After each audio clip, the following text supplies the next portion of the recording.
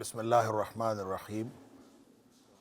ناظرین کرام، یہ جو پاکستان کی وزارت حج ہے اور وزارت مذہبی امور، یہ ہر سال حجاج کرام کے لیے انتظامات کرتی ہے، لیکن پوری دنیا کی انفلیشن کی وجہ سے اور ڈالر کا ریٹ بڑھنے کی وجہ سے یہ ہر سال ہم دیکھتے ہیں کہ اس کی جو اخراجات ہیں وہ بڑھتے چلے جاتے ہیں۔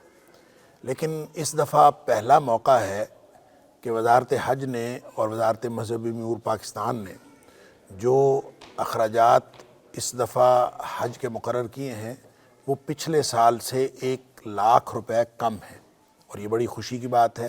اس کے علاوہ جو حجاج کرام کے لیے جتنے انتظامات اس دفعہ کیے گئے ہیں اس سے پہلے کبھی نہیں کیے گئے۔ مثال کے طور پر یہ بھی کیا گیا ہے کہ 40 دن کا حج پیکج لینے کی بجائے یہ بھی کیا گیا ہے کہ ان کو مختصر پیکج کی اجازت دی گئی ہے، اور کوئی شخص اگر اپنا پیکج 20 دن کا، 22 دن کا، 25 دن کا رکھنا چاہے تو اس کی بھی اجازت، اس کی پروویژن موجود ہے۔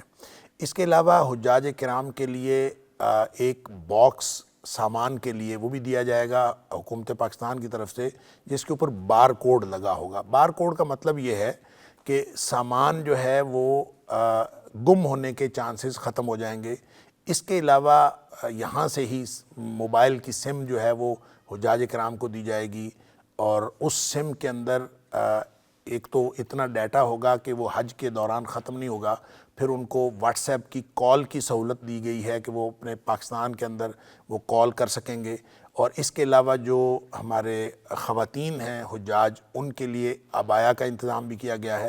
یہ چند باتیں ہیں، اور ان ساری باتوں سے معلوم یہ ہوتا ہے کہ وزارت حج اور وزارت مذہبی امور پاکستان بہت کوشاں ہے حجاج کرام کی سہولیات کے لیے۔ ہماری دعا ہے کہ اللہ تعالی ہمارے ملک پاکستان کو اور ہمارے حجاج کرام کو مزید آسانیاں عطا فرمائے۔ السلام علیکم ورحمۃ اللہ وبرکاتہ۔